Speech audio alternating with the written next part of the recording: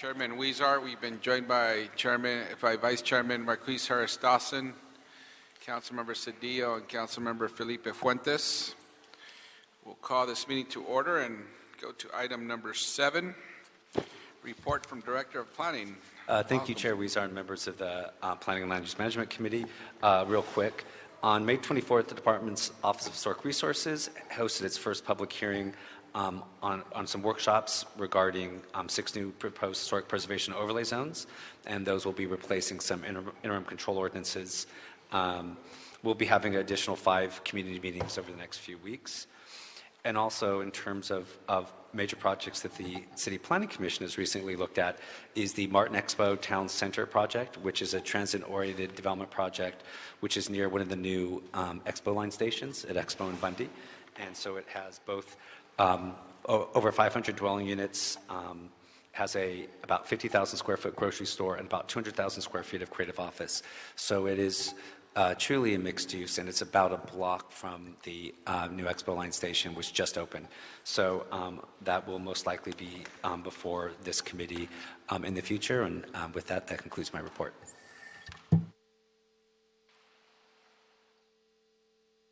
Great, thank you. Any questions or comments? Seeing none, so ordered. Nobody got that. Okay, we'll receive and file this item. Thank you. Now we'll turn to item number 1, and if you can read that into the record, please. We're going to send this and refer this to staff on consent, unless there's any questions or comments. Item 1, Councilman, is a motion Martinez, Weezar, Wesson. It's instructing the city attorney to work with the CLA to report back on the impact of various legislation dealing with medical marijuana and how it impacts Prop D. Okay, any questions or comments on this? We'll refer this item to staff. So ordered. So we'll adopt the motion, right? Adopt the motion and send it to staff. Okay, item number 5. Item 5, Councilman, this is a report from the City Planning Commission. It's affecting a general plan amendment and a zone change relative to the Jordan Downs village-specific plan. Okay, this was to go on consent calendar, but we have a public comment card. Ramin Kianfar. Good afternoon, Ramin Kianfar from the Housing Authority of the City of Los Angeles. I'm just here to answer any questions that. Oh, good. Okay. Just saw that. Any questions or comments? Seeing none, so ordered. We'll approve this. So ordered. Thank you. It's item 5. Okay. We turn to item number 3, please. Item 3, you said, Councilman? 3. Yes. Item 3, Councilman, this is a report from the City Planning Department relative to affordable housing policy options and as well as the value capture policy. Okay, thank you. And colleagues, this is a report from the Planning Department which examines how the city manages land uses and land value. In the realm of land use, this is often called land value recapture or public benefit zoning, where the city is able to generate funding, public improvements, or other public benefits like affordable housing via regulatory requirements. Inclusionary zoning and the state density bonus law SB 1818 are examples of this kind of land use too, where we require or incentivize construction of affordable housing. At the same time, it's becoming clear to us that we are in the midst of a housing crisis in Los Angeles, and these regulations fall short of meeting demand. Low-income earning households are impacted the most, while shrinking public funds have slowed the production of affordable housing. And obviously, we need to do more. I believe we should take a look at all the pathways developers are building housing and leverage the discretionary review process to introduce more affordable housing. And with that, we'll call up the Planning Department, unless the maker of the motion staff wants to speak before or after? After? Okay, thank you. Planning staff here? Thank you. Good morning, council members. My name is Matt Glesney. I'm with the Planning Department and worked on this report back. This is a Councilmember O'Farrell, Weezer motion 141325, asking the department to report back on a relatively new concept called value capture, and he did a good job of explaining what it is. It usually refers broadly to instances when the cities or jurisdictions create value as a result of their actions, whether through investments, building new transit stations, but also that occurs through zoning. And that was the focus of this report, is when the city creates value by rezoning properties through typically zone changes, asking us to look, is there an opportunity to require affordable housing in those instances? Just I'll walk through briefly the report. We talk about how this generally occurs in Los Angeles today. Typically, if developers are asking for less than 35% increases in density, they're routed to the density bonus program, which does require affordable housing. Projects that ask for more than 35% are typically routed to a zone change and or a general plan amendment process. There are no set requirements for affordable housing on those projects that ask for more density or height increases. So there's a consistency issue. I think we were particularly interested in looking at what's happened since density bonus law was changed last year with a state law called AB 2222. Added new requirements on density bonus projects where now they have to keep them units affordable about twice as long. They now have to replace affordable housing units that were on site through a no net loss policy. We started to hear anecdotally that some developers may be switching, weren't comfortable with those requirements, and were switching away from density bonus projects and into zone change projects. And we looked at some of the data, and the data seems to back that up. We had the number of density bonus projects cut in half after that law passed, and the number of units being requested under zone changes went up by about 53%.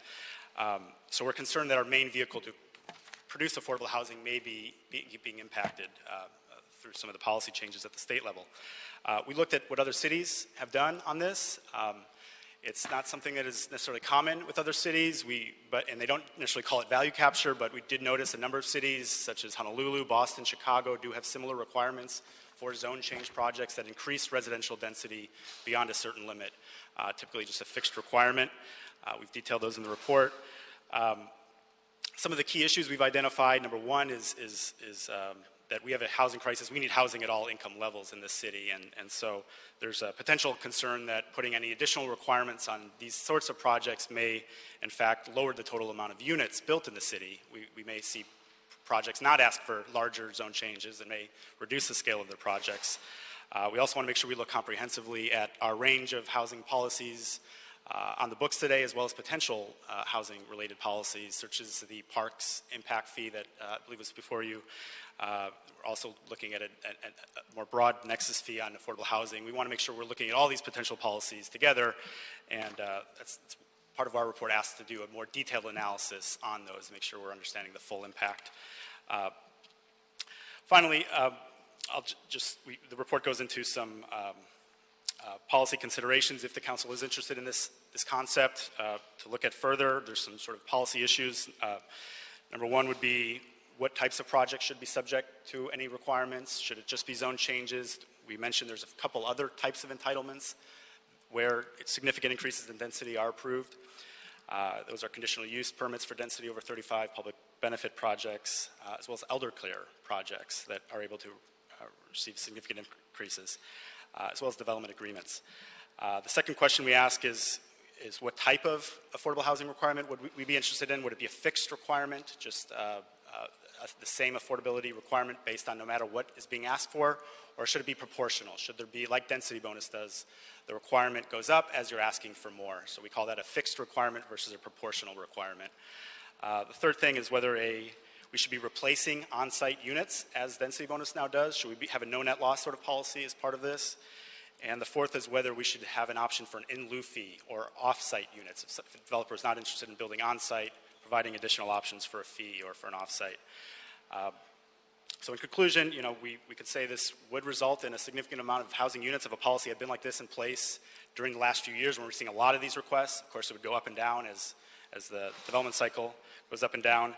But we want to be mindful that we're looking and want to do some more analysis to make sure we're looking at the full balance of our housing policies and how they all fit together, and make sure we're not inadvertently undermining the production of housing in general. So with that, I think we're happy to answer any questions. Thank you. Thank you. We have a few comment cards, and then we'll take questions and comments from the committee. First is An. I always have trouble pronouncing this last name, and I've seen it like a million times. I won't take it personal. Good afternoon, Ann Wynn, on behalf of Win. the Yes. Wynn, or it could Wynn. be Nguyen, Okay. with the Wynn. Central City Association. We appreciate the opportunity to comment on this motion, and we ask that you keep a few principles in mind while considering it. First on the agenda today is another important issue, a schedule for updating community plans. We all know how outdated some of the community plans in the city are, and many projects that come before this committee require discretionary actions because the plans are so outdated. It may seem to us that we may be putting the cart before the horse, and comprehensive planning needs to happen as a first step so that all projects don't need the discretionary actions that this motion touches upon.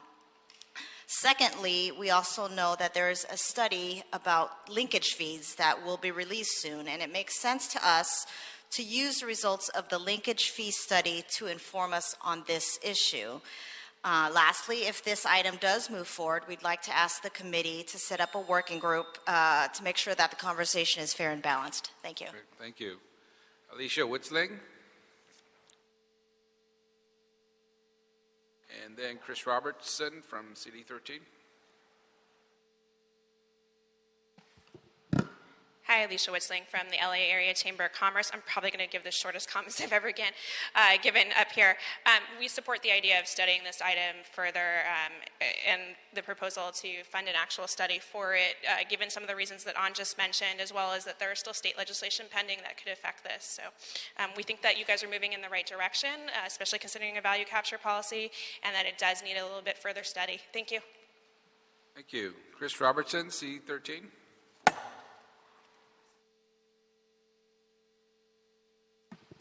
Good afternoon, council members. Chris Robertson, Planning Director for Councilmember Mitch O'Farrell of the 13th District. First of all, we'd like to thank the Chair for hearing this item today and the Planning Department for preparing the report.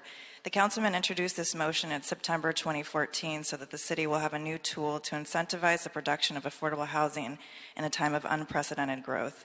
As Planning detailed in its report, this policy is currently being implemented across the country. The City of Los Angeles is facing a housing and homelessness crisis. Now is not the time to reinvent the wheel. Currently, affordable housing is negotiated on a case-by-case basis, varying greatly across the city. It is urgent that the city move forward quickly to adopt an incentive-based value capture policy that will increase affordable housing production across the city and increase transparency for both our residents and the development and business communities so that they are better informed of prospective costs of development during real estate transactions. As Planning also noted in its report, housing in itself is a value. It is critical that the Planning Department engage key community stakeholders and the development community so that we move forward with a balanced and sensitive approach.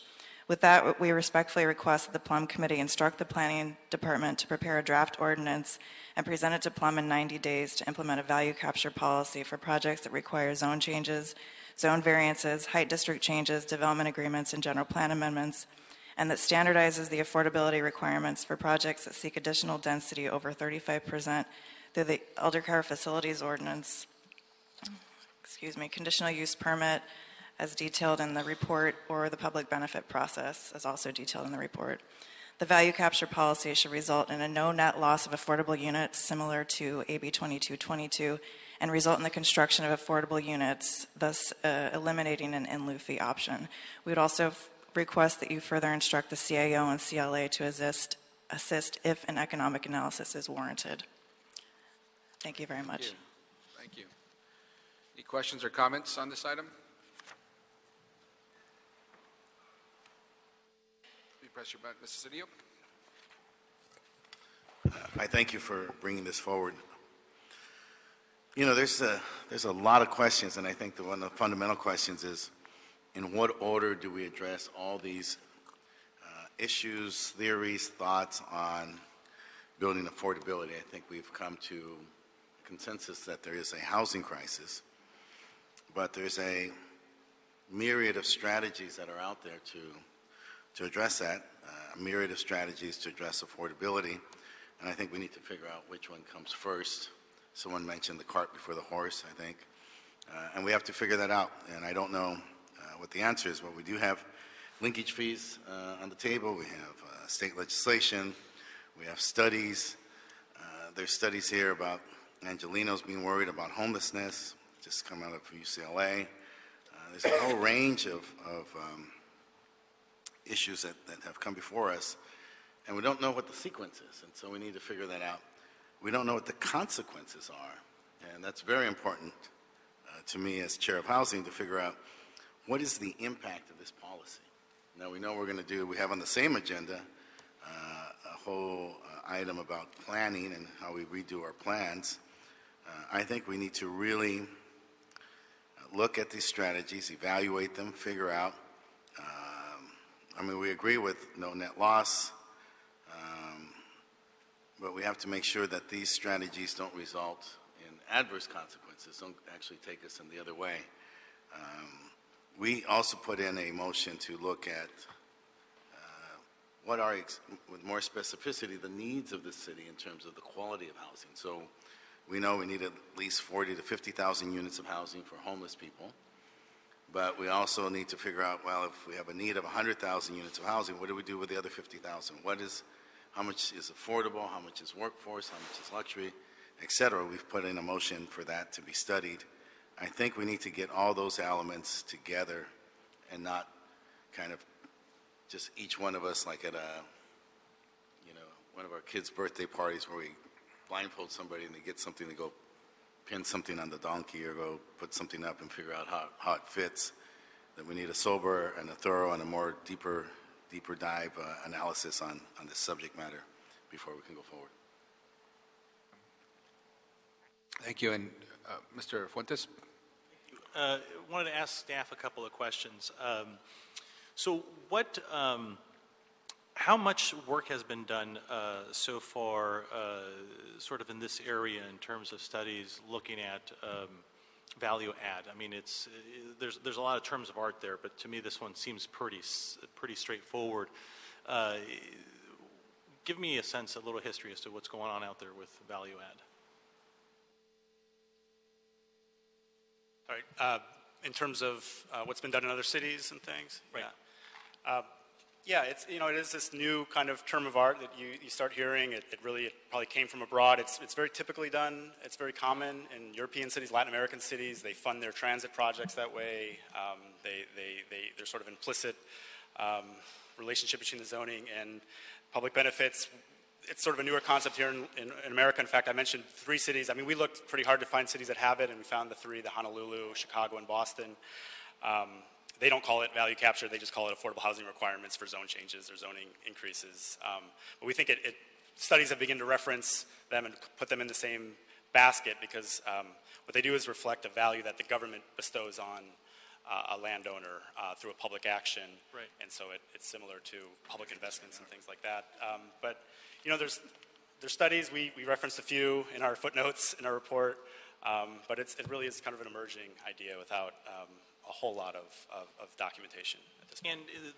And there's a lot of conclusions in sort of this tentative report, but one of them is to ask for, and Mr. Bertoni, don't get too far away from it because Vince, I want to be able to ask Vince a question here. So there's a conclusion here that says that we need about $300,000 to effectuate a more robust conversation and study. To me, that's really, it's good that you're asking, and I don't want to sound like I'm getting down on the planning department, but for $300,000, we're long overdue in studying this. What do you need? I'm sure we can figure that out very quickly when this starts to move forward. And that was just, that's not for in-house staff. That was just a placeholder estimate, if you will, looking at kind of the outer envelope if we were to hire a consulting firm to study the economic impact, similar to what we did with Quimby fee. So that's what we were basing it on, because under Quimby and other times when we've gone out there to look at, whenever we're looking at raising fees and raising the requirements on development, that we go there and see what the overall impacts would be. Would we, by raising a fee or creating a new requirement, we want to look to make sure that we're not creating a disincentive to build additional housing. So we're trying to figure out how to provide that as background information for the council to make a more informed decision in terms of how the council would like to balance. You mentioned, Vince, sort of we don't want to create any disincentives with any new policy. But to me, it's pretty, I mean, the small scratch that you all have done so far to begin and initiate this conversation, to me, is really informative. Mr. Cedillo alluded to the fact about us not wanting to play pin the tail on the donkey.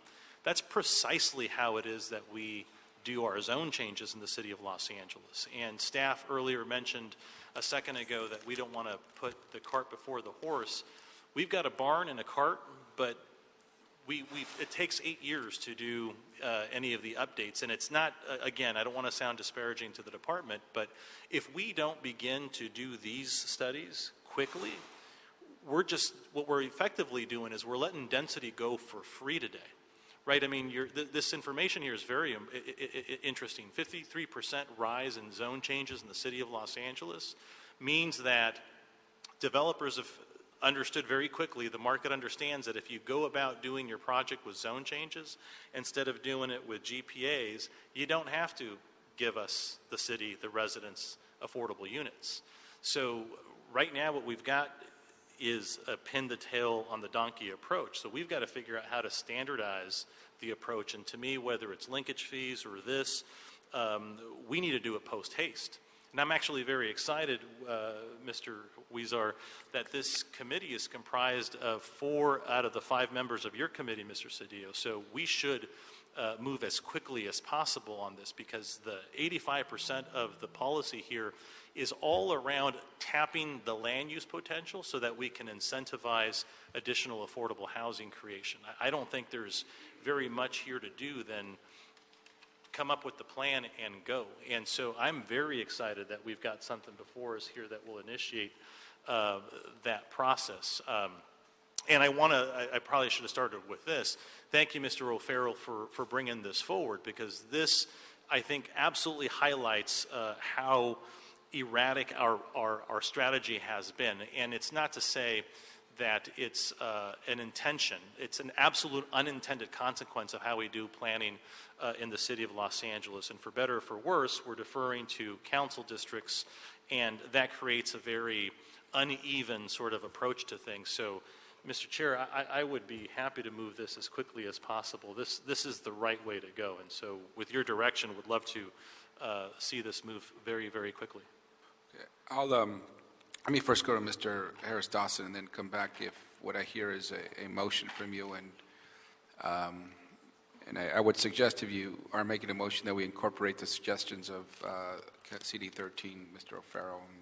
Absolutely, and I happen to favor the proportional methodology as an FYI, not as a direction, but I think to me that's really commensurate with what the state legislation does, and that's what we're doing with our covenants right now when the state amended the statute. So to me that seems to be the best way to go. Okay. Mr. Harris Dawson. Thank you, Mr. Chair. 2 things. I just wanted to add my comments to the 2 of my colleagues who spoke on it. With this additional point of view, we have a system and we know exactly what it produces. It's not as if we come at this without bias or without a specific position and, without, frankly, our hand on the scale on one side of the equation. And so I think that ought to be taken into account as we discuss this. It's not as if we're starting from zero. We are on a moving train, and it's moving in a direction. As long as you're on that train, you're moving in that direction. That's the direction you're for, until you try to stop the train or change direction. So with that, I was just going to add my comments to approach this with all deliberate speed. I want to second my colleague's motion and move from there. Okay. So if we could entertain a motion by Mr. Fuentes to approve the motion and follow up as requested by CD 13 and instruct planning to prepare and present a draft ordinance to Plum in 90 days that implements a citywide value capture policy for projects that require zone changes, zone variances, height district changes, development agreements, and general plan amendments. And the other language you had in there, as I recall, says that standardizes the affordability requirement for projects that seek additional density over 35% through the elder care facilities ordinance, conditional use permit, or public benefit process. and that the value capture policy should result in a no net loss of affordable units and result in the construction of affordable units and eliminate an in lieu fee option. Now, I would also request that, and I think CD13 may have mentioned this, that you work with CAO and CLA with respect to any economic assistance with any economic analysis that may be needed. And in those conversations, you guys should discuss the funding for the economic analysis. Okay. And it's seconded by Mr. Hurst-Dawson. Yes, Mr. Seal? Yes, I was going to concur with what you just stated. I would note that there were concerns that were raised from the planning, and I think those need to be part of it, or those questions need to be answered in the motion. What project should this apply to? What type of affordable housing should this apply to? We've got no net loss, and then you've got the off-site alternative. I think that was distinct from the linkage fee. You mentioned the linkage fee. And Not in the motion. Yeah. Yeah. We could have those as reports back, those items that Mr. Cito brought up, and we could have reports back on that. Were those clear? Yeah, those are mentioned. Cedillo's requesting? They're mentioned in the report. And in Matt's report, the last page of his report. Okay. Those policy issues. As I understand it, though, Mr. Chair, you're asking us to report back with a draft ordinance which would incorporate Yes. Policy recommendations on each of those 4 points, correct? Correct. Yes. Yes. Okay. And the file is duly referred to Housing Committee, Council. Okay. Do we, well, on that, as I mentioned, we've got 4 out of the 5 members here of that committee. It'd be great, Mr. Cedillo, if you'd waive it so we can get this thing going.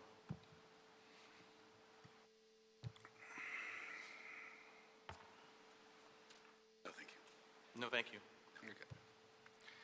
All right. Well, for now, we have the direction from this committee. I would ask that you return that in 90 days as suggested by this committee.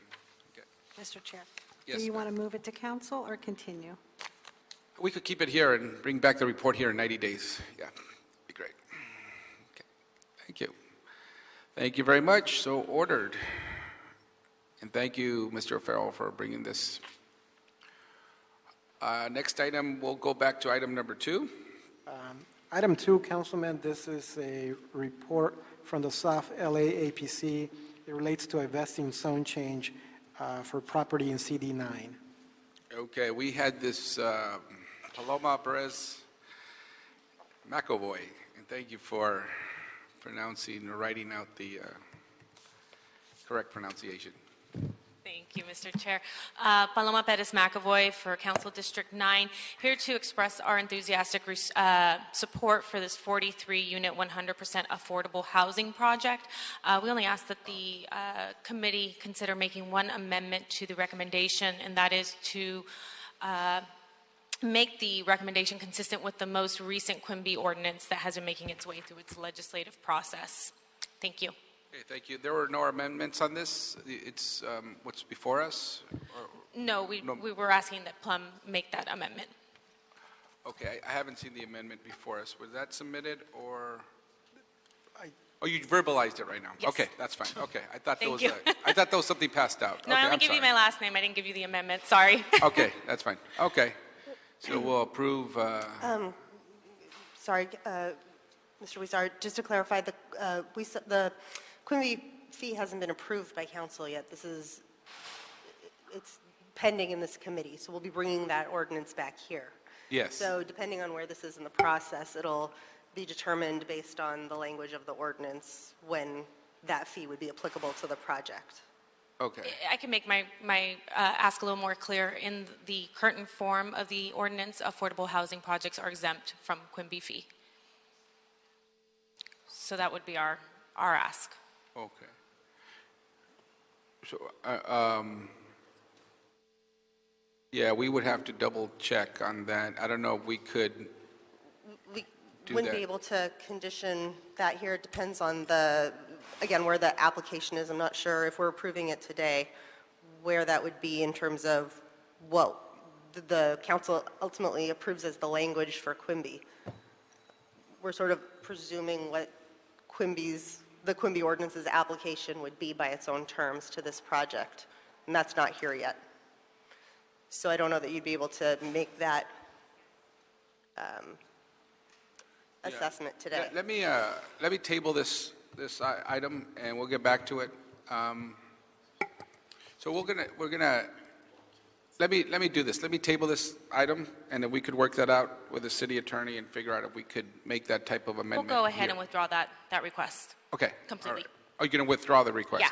Okay. For So we'll just simplicity's sake. approve as is. Yeah. Okay. Please, thank you. Got it. Okay. So on item number 2, it's still before us. We have not continued it or tabled it. We will approve the item unless there's any objections. Seeing no objections, so ordered. Okay. Thank you. All right. Item number 4 is our next item. Sure. Item 4, Councilman, this is a motion, Weezer et al., Krikorian. It instructed the Planning Department to work with CLA, CAO, City Attorney to prepare a framework relative to community plan updates. In response to that motion, which is being heard today, the Planning Department has prepared a report. Welcome. Thank you. Good afternoon, council members. Craig Weber, Department of City Planning staff. I'm pleased to provide the department's report in response to an April 13 council motion set forth by various council members that asked the department to look into 4 topics that are critical to both the department's long-range planning and entitlement process.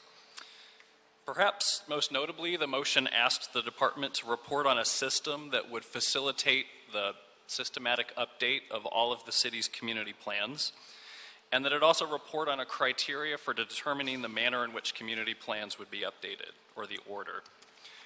So just before delving into that, I want to provide a little bit of background that helps build a foundation for where we're going. In last year's budget, the City Council approved staff and resources for a comprehensive update to the city's general plan.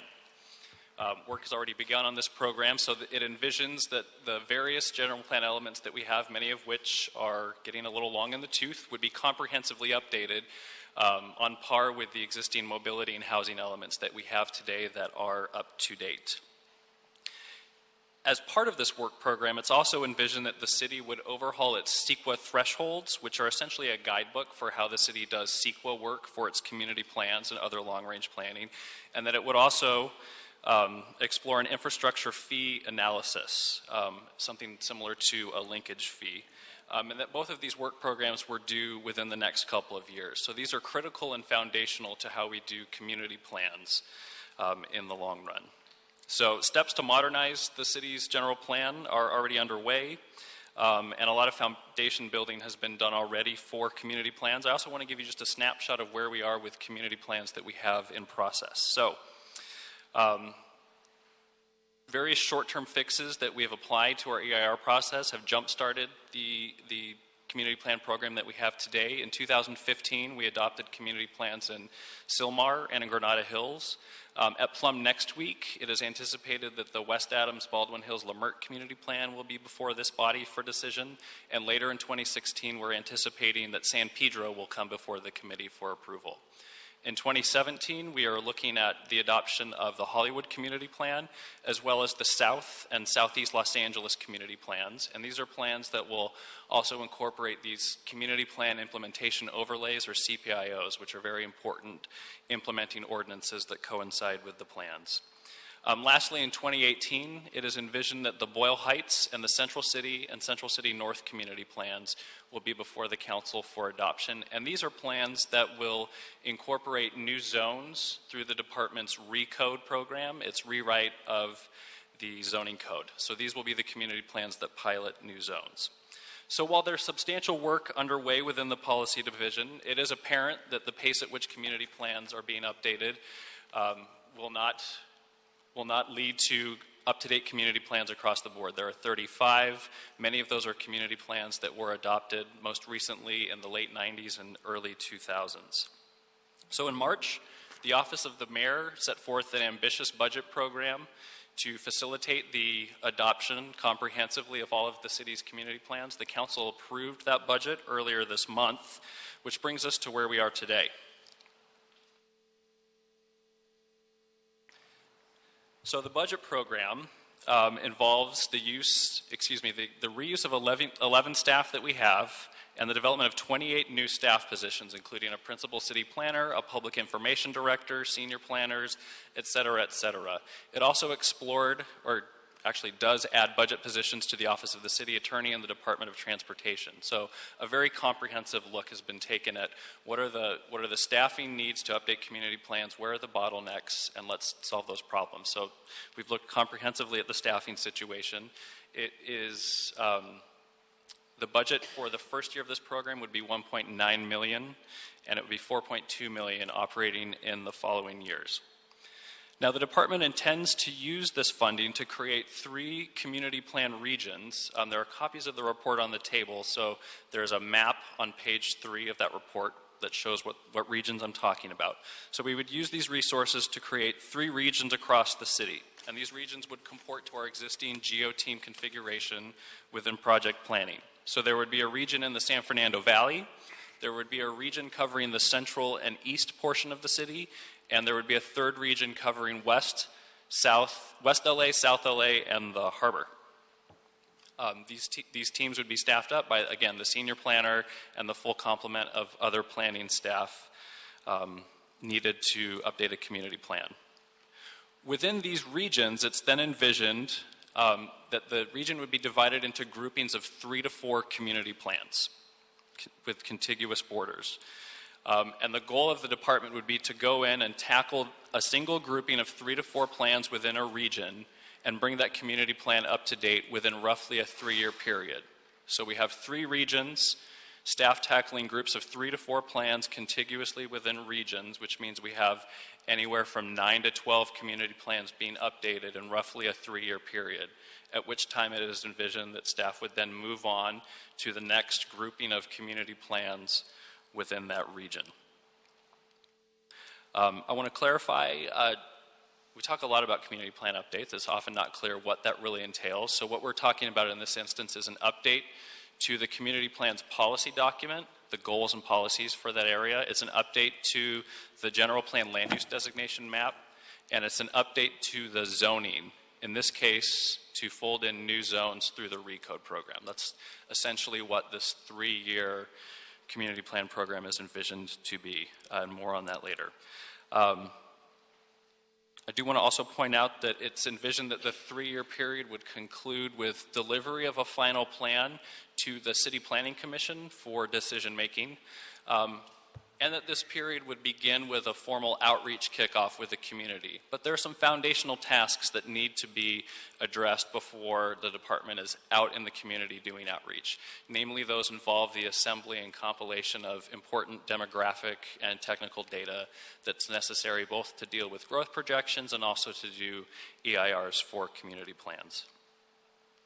Now, the motion also asked for the department to set forth some kind of criteria deciding essentially which plans would you do first. So the report on page 5 lists out a number of criteria, both qualitative and quantitative, that the department uses when determining which community plans to tackle. So quantitatively, we look at factors such as population projections, job growth. We look at entitlement and building permit information to understand what's being built. Qualitatively, we look at the existing work program and where can a community plan update help fill in the cracks or augment a work program such as our transit neighborhood plans or other council motion programs. And we also look at emerging trends and economic development needs within a community.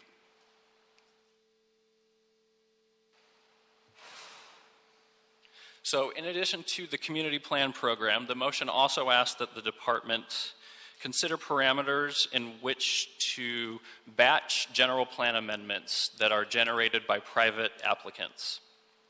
So in the report, the department recommends creating an administrative framework where requests for GPAs within particular regions, these same regions that we just discussed, would only be initiated during recurring 2-month periods.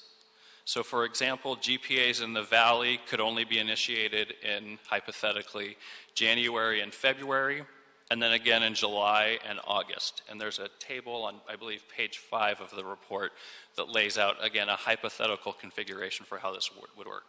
So batching at the time of application helps those who are initiating the general plan amendments, the City Council and the Director of Planning, to better understand emerging trends within an area, to better help match impact analysis as these applications move forward. It's also recommended that we look at batching of GPA cases when they go to City Planning Commission. So similarly, there would be 2-month windows twice a year where a City Planning Commission would consider GPAs again for a set region. So for example, that Valley project could be at City Planning Commission in May or June, or perhaps later in the year in November and December. Again, allowing greater understanding of context and what is happening within a community. So this batching scenario can be implemented administratively, given that the Director of Planning has purview over initiating general plan amendments. And I should also add, general plan amendments aren't subject to the state's Permit Streamlining Act because they are not quasi-judicial. And we are also going to be exploring ways to perhaps fold in a more permanent framework within the city's new zoning code, which also entails a rewrite to the myriad of processes and procedures that govern this sort of thing. So in addition to the community plans, in addition to general plan amendment batching, the memo asks the department to report on a system for dealing with EIR consultants who are employed to prepare EIRs and other CEQA documentation for private development applications. The motion expressed a desire to promote a highest level of professional review, greater transparency, and improved consistency in EIRs that are the city's, keeping in mind that the department reviews an exceptional number of EIRs compared to most California cities. So today we have 56 EIRs in process. I understand that represents a cumulative total of about 10,000 dwelling units and about 6.6 million square feet of non-residential floor area. So the work program around EIRs is substantial and noteworthy in Los Angeles. So the report set forward 4 options for how we could approach this. The first option involves city staff reviewing EIRs that are prepared by an applicant-selected consultant. So the city reviews the EIR. This status quo option occasionally involves project delays when numerous iterations of an EIR are required to bring the document up to snuff per staff review. And it also raises questions about transparency of the EIR process. The second option involves city staff reviewing EIRs that are prepared by a CEQA consultant who is selected from a list of pre-qualified by the city CEQA consultants. So essentially, as a developer, you would hire somebody from the city's list of pre-qualified consultants, and we already have such a list. This option ensures that the EIR review is conducted by professionals with local expertise and professional credibility, and this is actually the department's recommended approach. The third option involves city staff reviewing EIRs that are prepared by a city-selected EIR consultant, but who are paid by applicants. So same list of consultants. Instead of the applicant selecting, the city would select. There are pros and cons to this approach as well. We do have some concerns about the potential, what could happen in the marketplace with CEQA consultants, what happens when a consultant is assigned to a project that is far out of their wheelhouse, et cetera. And the fourth option involves city staff reviewing EIRs that are prepared by city-selected EIR consultants who are then paid by the city through billing to the applicant. There's a complex sentence there. So this option gives the utmost control to the city, but certainly it does raise some issues related to billing and contract management, and in the event that the city might want to pursue this option, we believe that a conversation about the potential staffing needs at the accounting analyst level would be very welcome. But I should note that the department can administer any of these options, again, administratively. The fourth piece, so that was community plans, GPAs, EIRs. I realize this is starting to sound like a Monty Python sketch. The fourth piece asked us to look at transparent technology in an effort to create a little bit more predictability for the public who currently have to navigate a number of websites to figure out what's going on down the street. This was really a welcome opportunity to remind the committee about the city's Build LA program, which is currently underway. This program is envisioned to to coalesce all of the city's permitting, entitling, inspection, and enforcement entities into a single user interface that is also publicly accessible. In 2013, an RFP was released to get the ball rolling on this. In 2014, the city selected Acela as the preferred contractor.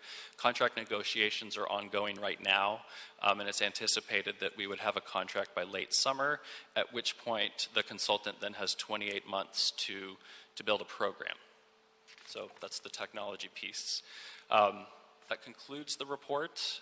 We are extremely excited for this day. This is a huge day in city planning and for the community plan program. And maybe just a concluding remark, as I've been having conversations about the community plan program with folks around the building for a number of months. The question has come up repeatedly, haven't we been here before? And it's true, in 2006, an ambitious effort was launched to update the city's community plans.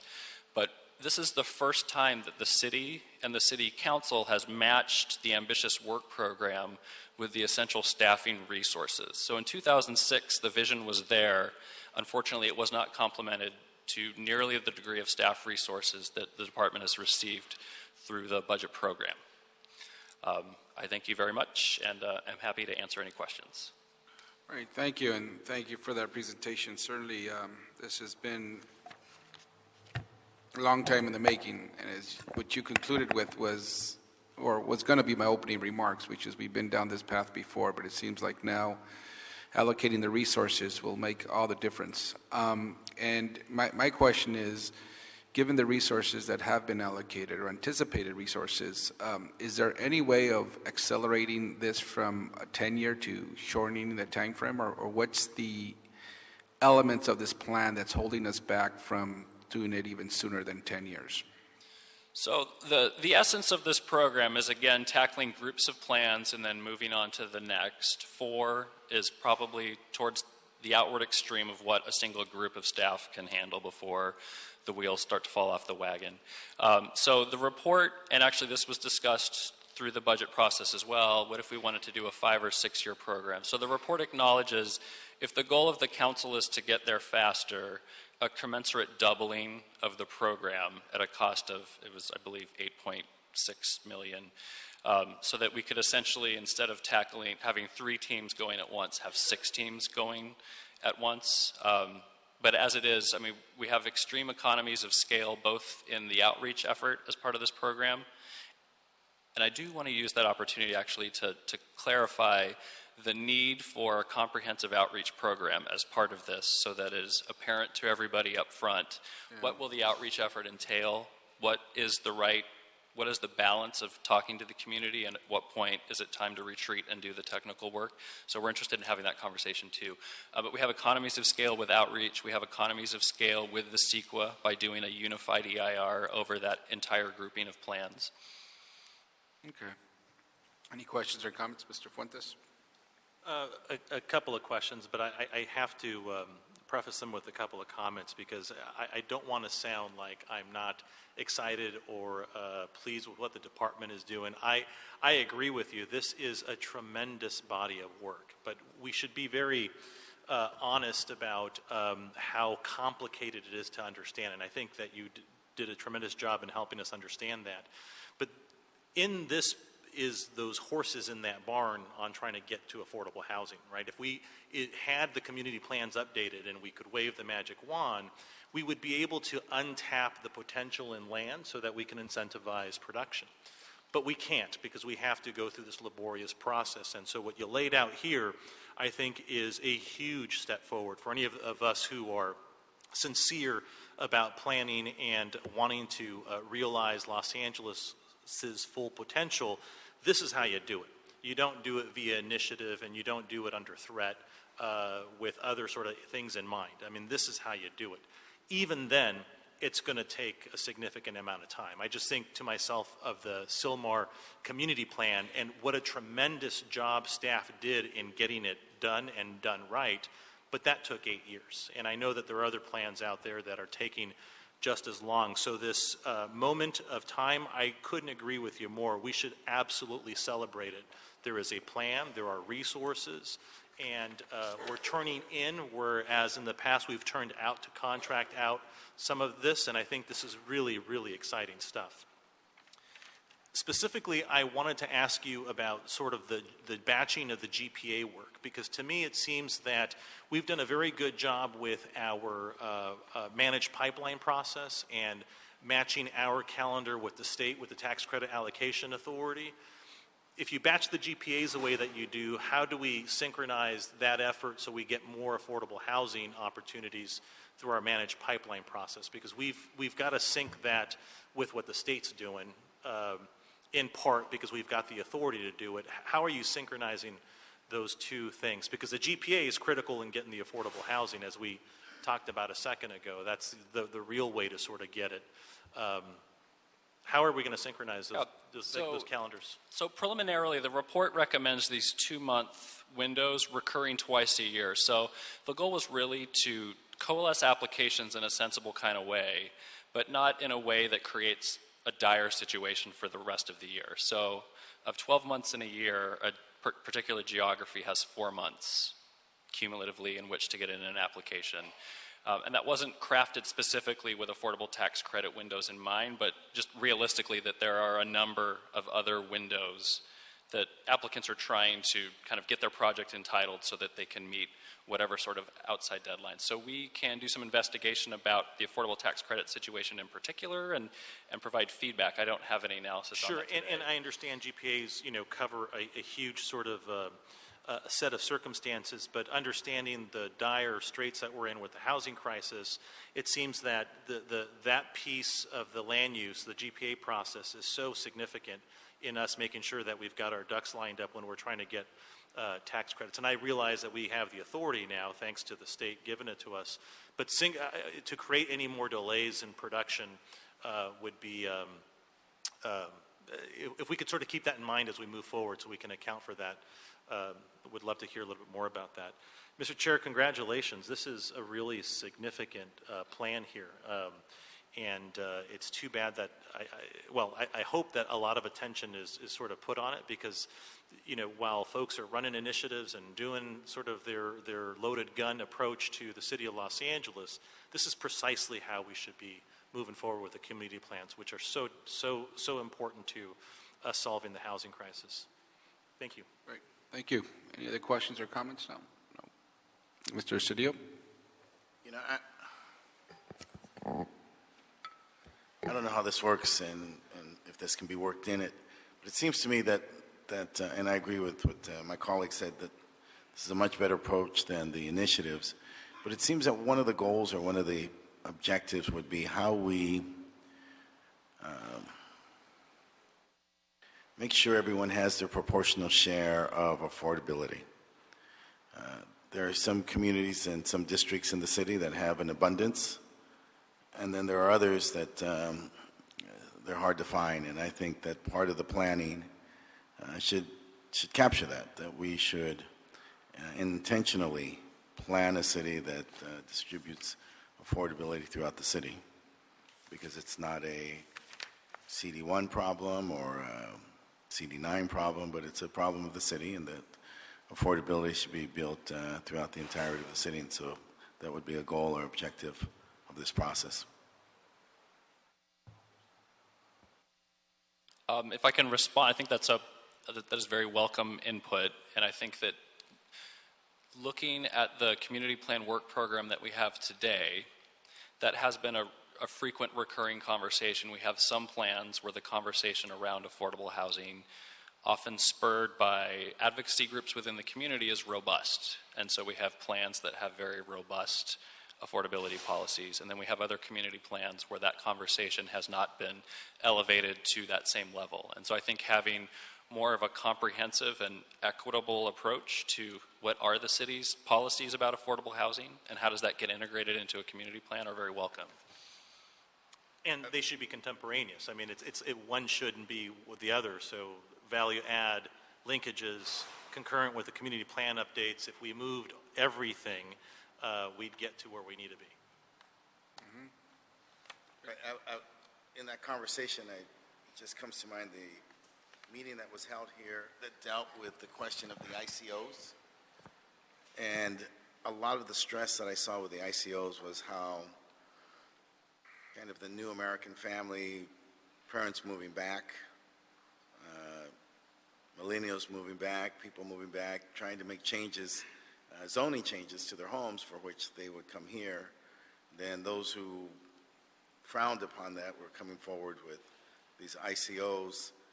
It seems to me that that a plan that included micro units, distribution of micro units, distribution of affordability, that acknowledged this kind of changing American family, that then in our planning we would make the accommodations so that a lot of the stress and tension and conflict that comes out of the ICOs would be accommodated or addressed.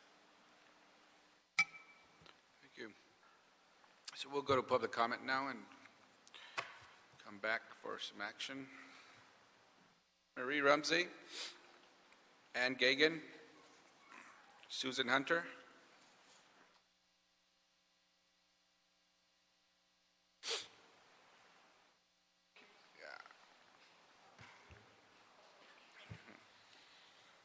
Hi, good afternoon. My name is Marie Rumsey, and I'm here on behalf of the Central City Association. I would like to recognize City Planning for their excellent report that outlines an effective strategy to update the community plans. Current community plans are critical to promote good development and housing production. Up-to-date community plans will reduce the need for discretionary land use actions and provide greater certainty for developers and community members. We are also supportive of City Planning's recommendation regarding environmental impact report consultants. The city should pursue certifying a bench of consultants that developers can utilize to prepare EIRs. This is a significant departure from the current practice and will ensure the highest levels of professionalism and accountability. CCA thanks this committee, the entire City Council, and the Mayor for recently approving a budget that includes funding for the Community Plan Program. We ask that you continue this commitment and support the strategic growth of the city. Thank you. Thank you. Ann Gagan, Susan Hunter. Hi, good afternoon. In case there's still going to be individual parcels of land will still be granted general plan amendments. This is illegal for the city to process such amendments. The EIR preparation, the options sound wonderful. Anything, just take it out of the hands of the developers, preferably into the city staff hands so that they can consider CEQA seriously. This is why the Neighborhood Integrity Initiative is gaining popularity across the city of Los Angeles by many communities because of the EIR not being in the hands of the developers. I wanted to address the outreach issue as someone who went through all of the hearings for the Hollywood Community Plan, and you were there, Councilman Huizar, all of them. The outreach, I don't know where the ordinance comes from, that only those within 500-foot ordinance find out about it. Most of Hollywood knew nothing about the Hollywood Community Plan until after the fact, and yet city planning staff was commended at every hearing for the thorough outreach to all of Hollywood. So if you're going to do outreach for community plans, make it to the whole community. Great, thank you. Susan Hunter, Alicia Witzling, Ed Casey, and Beth Gordy. I keep hearing the words loss of housing, or that we don't have enough housing, or we're in a housing crisis, and it seems to me that the situation of what's actually occurring out in the city for everyday citizens and what you people are talking about is two very different things. What we're dealing with is you allowing people to come through and bulldoze the homes that we already have and put in housing that people cannot afford. And that's our reality. The reality is that we've lost 20,000 rent-stabilized units off of the markets, and what we've seen is an increase in luxury housing that people cannot actually afford to move into. And I keep hearing that we have this population boom. We don't have a population boom. People I know are moving away from the city because we don't have affordable housing. So again, it's like there's this falsification of numbers to justify a false crisis that's been created by the city, just to profit from it. So at what point, I don't know at what point in time maybe you have to earn $10 an hour like I have to earn, and have to deal with trying to find a place to live on $10 an hour, because at $10 an hour, you're making $1,600 a month before taxes. Well, you have to earn $3,200 a month in order to be able to rent a $1,600 apartment. So whatever has to happen in order to get some reality involved in this council, I would be much appreciated instead of just taking away our homes. Thank you. Good afternoon. My name is Ed Casey with the Alston & Bird Law Firm, but I'm here today as the chair of the LA Chamber's Land Use Committee. And our committee 6 months ago had developed a special working group to look at ways to reform the local CEQA and planning process. And our working group has a very great cross-section of both business leaders, civic leaders, as well as land use professionals. And I'm here today to tell you that our committee wholeheartedly endorses the Planning Department's recommendations on this. We think it's both comprehensive, thoughtful, as well as balances all the interests. So we hope you adopt it, and the Chamber staff is also here to provide some more specific comments. Thank you. Thank you.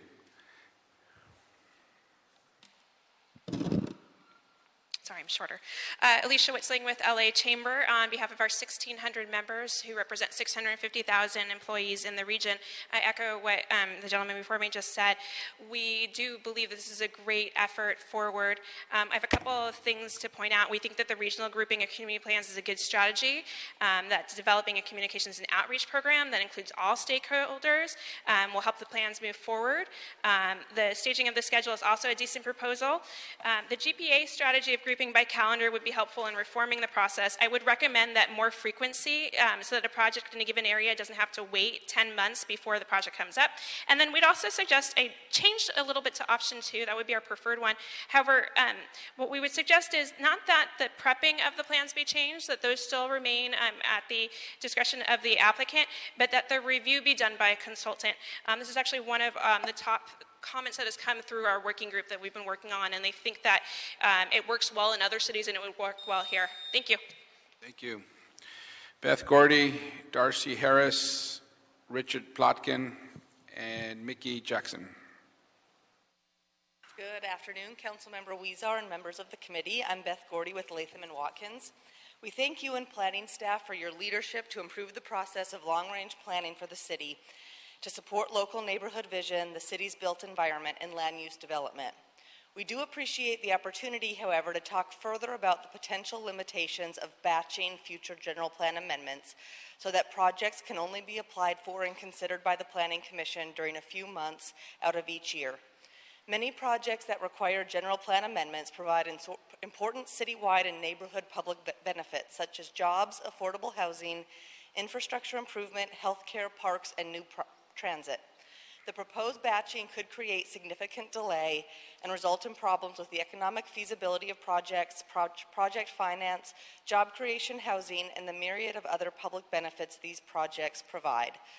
We need the flexibility so that project approvals can be heard concurrently when ready for Planning Commission consideration without the delay of windows. Thank you.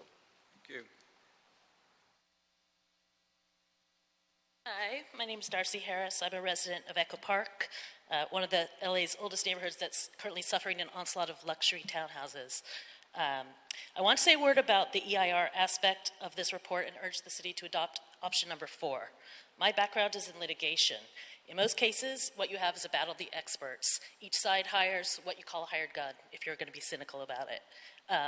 And lo and behold, whatever expert you hire happens to support the position of the party presenting that evidence. The protections, there's two sides. They pick each other apart, they find the holes in their arguments, and the jury sorts out what the truth is. Here, you have one expert, you have one report, it's supposed to be neutral, it's supposed to be advancing the public's interest, but instead, you have an interested party, a developer, who's selecting the expert and guiding the work. This creates a perception of bias that is problematic for everyone who thinks this whole system is rigged.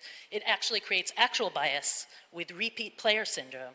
So if you really want to have a transparent process, the city should take over the control. At the very least, it needs to select the consultants instead of the developers. Okay. Thank you.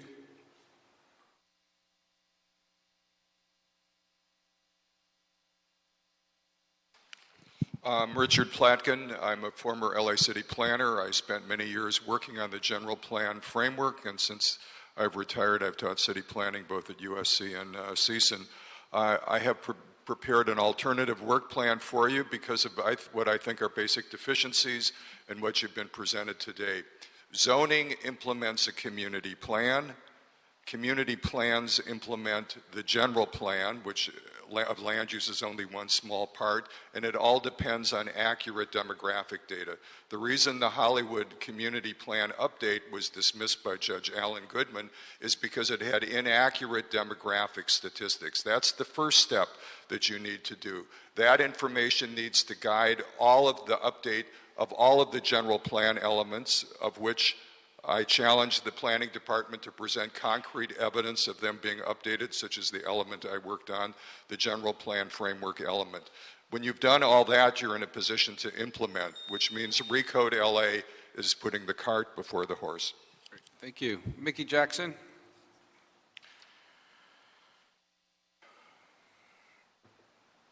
Hello, I'm with the Coalition to Preserve LA, and we're one of the people who put together those initiatives.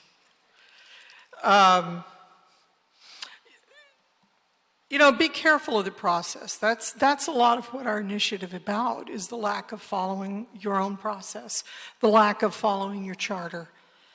If we talked about affordable housing, I mean real affordable housing, not just a few token apartments tucked in, in some building with thousands more. For instance, the Cumulus project, some 1,200 units, 55 are affordable. Oh boy, affordable housing.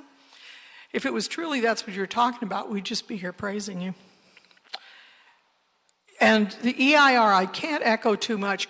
Keep the developer at arm's length from the EIR if you don't want an appearance of corruption, an appearance of undue influence. I don't think you should even have the developer pay for it directly. I think the city should collect a fee from the developer and pay it out of that in order to keep that distance. Thank you very much. Okay, any other further questions or comments? On staff, can you elaborate on your recommendation to pursue option 2 for EIR review, and why is that the most preferred? Several of the public comments mentioned how the options would provide some benefits. Certainly. So, Craig Weber, City Planning staff. So I want to reiterate that the 4 options set forth, the department feels that it can feasibly move forward with any of these 4 options. Really, these are 3. Option 1 is what we're doing today. So option number 2 confines CEQA consultancy to the consultants that are already on the city's bench list. So these are consultants that the department works with regularly in its own CEQA analysis for policy matters, and that this option is essentially immediately implementable. Obviously, the next options each go a step farther than the next in confining the city to select the applicant, and then ultimately to confining the city to selecting and billing the applicant directly. And there are pros and cons to each of these approaches. And I could say, Chair Huizar, we could start with either 2 or 3 and move to 4. Neither moving those, starting with either 2 or 3 would not preclude us from eventually going to the 4th alternative. Part of it is a logistical challenge, if you will, and bringing everyone up to speed. I've worked in many cities under option 4, so I'm very familiar with that, and I'm very familiar with how that operates. It is more of a logistical challenge than anything else, but we could certainly do that. I think it will be somewhat of a challenge given the size and complexity of Los Angeles. The other cities I'm talking about would at any one time would maybe have 4 active EIRs, and we have anywhere from 60 to 80 environmental impact reports that are going in. So we thought that maybe a more helpful way to go is to maybe start at least with option 2 or 3 with the goal of eventually moving to 4. But we could certainly, if it's the council's direction, go straight to 4 if that's the preference. Okay. Well, thank you. Any other questions or comments? Okay, well, thank you. And this is a very much needed framework for the long-range planning of the city. It's not only about developing these documents, but really everything physically we're going to see. The quality of life depends upon these community plans that the city has failed to do its job over the last few years. I'm very interested in seeing how we could expedite and move this quicker. Since we've been so slow and neglectful, we owe it to the public to do swift and quick and respond as quickly as possible now that the attention, the focus, and the resources are being committed to it. So with that, let me ask the Department of City Planning to report back in 30 days to, one, work with the City Attorney's Office to report back further on how the recommended changes can be codified through ordinance or charter amendments, what would be required. Work with the CAO to report back on what additional resources would be required in order to accelerate the recommended update framework to 6 years from 10 years. Further define the implementation procedures for batching general plan amendments. Prepare the administrative materials necessary to implement the EIR processing procedures as recommended under option 2, wherein the city hires from a list of CEQA consultants. And eventually, after those 30 days, I'd recommend that overall we get a quarterly report on the progress of this framework. Okay. Any other further questions or comments, recommendations? Okay. Seeing none, we'll see you back in 30 days, and thank you for the report. It's a very important document. A lot of thought went into it, and we truly appreciate it. Thank you. Thank you. And we'll be seeing you quarterly now. All right, thanks. Well, the first time it's 30 days, okay? So it's a lot sooner than that.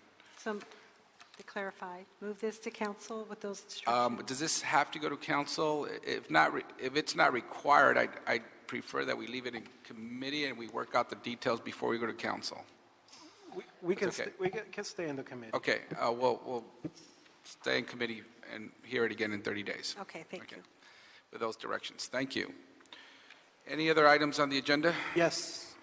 Which one? Item 6, Councilman, which is a city planning report, a quarterly report on the Recode LA status. Okay, great. Welcome. Staff here on this? Good afternoon. For the record, Eric Lopez, City Planning. I'm one of the project leads on Recode LA. So I want to give you an update on what we've done since we last reported to you. Since we did that, we've actually held 7 public forums throughout 7 different regions of the city and 1 virtual forum where we presented some of the first components of our new zoning code, the zoning system, some improvements on our process and procedures. We debuted our web code system, and we've demonstrated a few examples of how these new approaches are helping to streamline some of our policy development.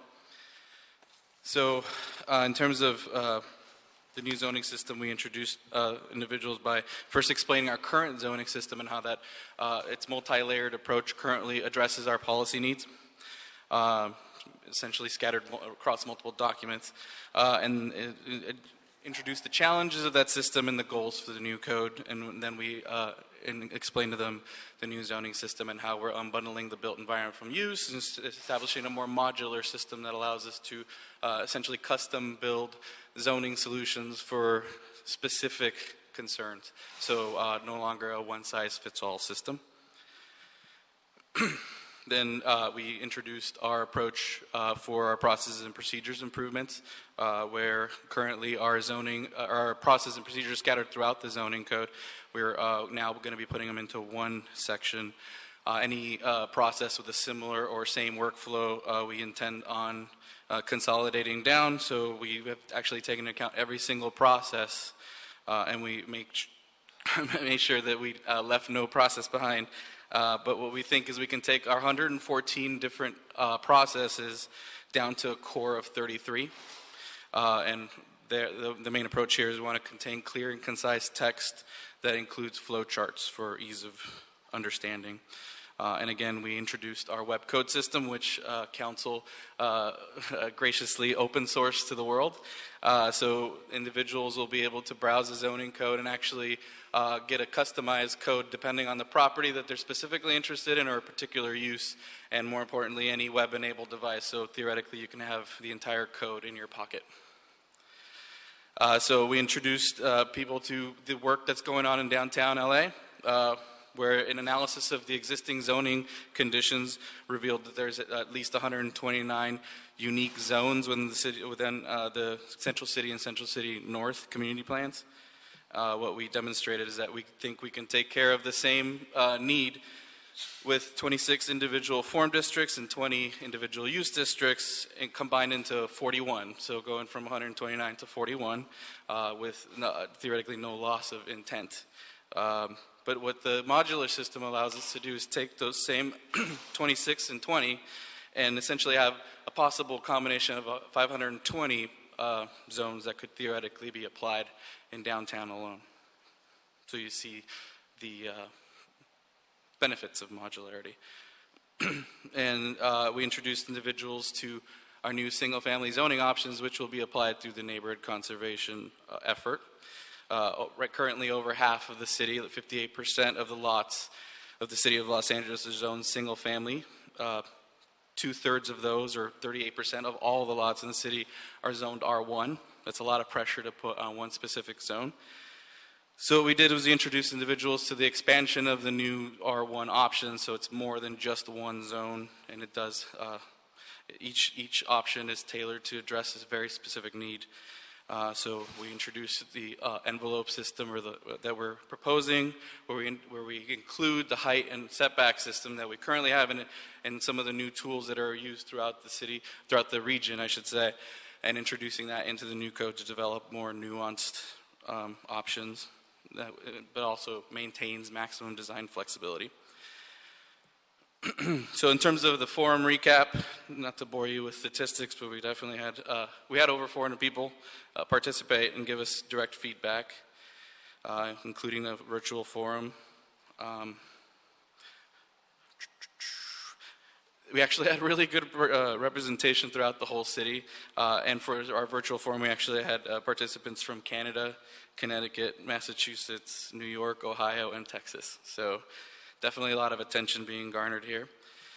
We had people fill out a feedback form for us, and in terms of informativeness of the outreach effort, we found that 77% found it to be very informative.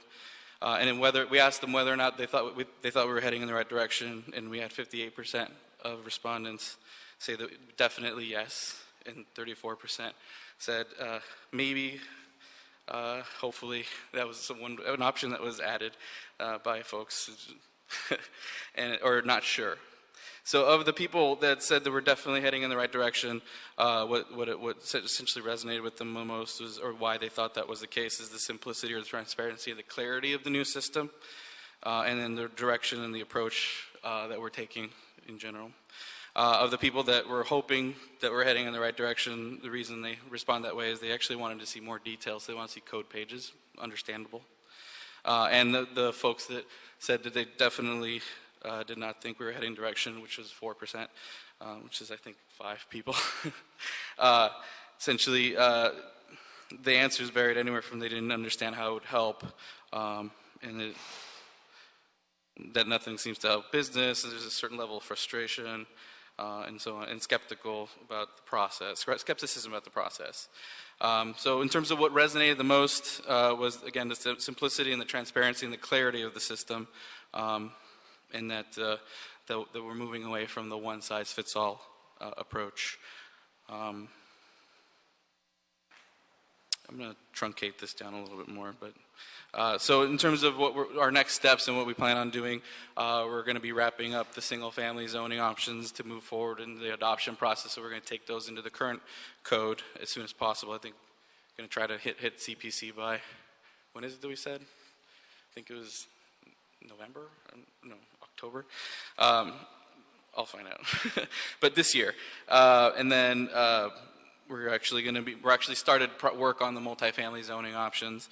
We're actually wrapping up procedures, and we intend on bringing that for sure in November to the City Planning Commission. So our intent is actually to adopt those new improved procedures into the current code so we can get an early benefit from the work effort. And then we'll do some refinements to the web code a little bit more once we have a full code in it, so in case there's any usability issues. And then we'll be moving on to commercial and industrial. All of this we intend on having wrapped up by the end of 2017 or early 2018. So yeah, I'm here. Well, thank you. So are we on schedule and on time? Everything's moving according to the plan? I think overall project, yes. Okay. We've had a few hiccups here and there, but we're doing course corrections, moving things. I think some of the reorganization of the work caused some slight delay, but we're still on track to hit the main deadlines. So Okay. in terms of the downtown code, we're going to be having the full code for the that could theoretically function in downtown by this August. So complete with you. process, procedures, administrative, and zoning options. Well, just as we started on a path to update all our community plans, this effort to rezone is just as important, if not more important. And so we are very interested here in the committee to keep that in the forefront of what we're doing and getting these updates so we can know if there are any hiccups, anything we should be very aware of to keep it on track. We'd love to hear that so that we could just keep moving this program forward. Okay, great. Thank you. Thank you. And I believe that concludes this meeting. Yes, sir. Public comment? Public comment? Yeah, I got one public comment card. Rita Onwary. Welcome. A year ago, yes, Can you speak into the microphone? It's hard to hear in here without the you hear microphone.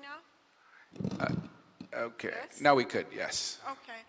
A year ago, I went to the city of Venice, and I went through process of building second dwelling behind my house, and everything signed off, all the clearance gone. It took 1 year, and 2 months ago, after getting approved from city planning also, I went to Bureau of Engineering, and they say you can't build the second dwelling there. So then last week I went, they say also you can't do anything, you just have to be on a standby position with this.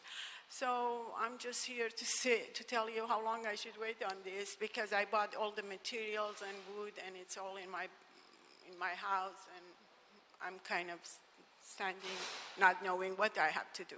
Mr. Mejia, you're looking at me like you have an answer. No? No. Can somebody, is that a building that you're working? In Sun Valley. You were working with, it's in Sun Valley. Yes. And were you working with building and safety or planning department? Planning is done, approved, I got. You got all that done. So it's building and safety? The stamp on my plan. I need Okay. the final stamp on my plan, that's all. Yes. I'm fairly certain this deals with the litigation with the ADU units. Oh, and I there's see. a special, well, I can't call them a class, I shouldn't, but Yeah. there is a group of people that are batched that are a little bit in limbo. The ADU item, I think staff should be, Felipe Fuentes with the Council District 7, they're going to be coming, that litigation's going to be coming to this committee, and hopefully there'll be a resolution for you very soon. I'll have the planning department just make that official, if that's okay, Mr. Chair. But if you're in Sun Valley, that's Council District 6. 7. Sun Valley is in Council District 6. They told me 7, I don't. Okay, maybe you're right on the border, and then that would be mine. But let's have you hear from the planning staff. I know that they've spoken to you, but they're going to come and testify and tell you sort of what's going to happen next, because there's a lawsuit that stopped only a few of the permits. We expect to get that moving again, and we'll have planning staff tell you now. Okay. And with the possibility of violating the Brown Act, because we haven't agendized this and it's public comment, let me start the conversation there. But if you could assist this individual and give her headed in the right direction, we do have that item coming to committee next week, actually. So you're correct, Mr. Fuentes is coming to committee. But if you could just... Want me to speak offline? If you could speak Sure. offline, No provide problem. her the information on where we are with that. I know there's a number of other people in that class. So, okay. That concludes this meeting. Thank you. Oh, no.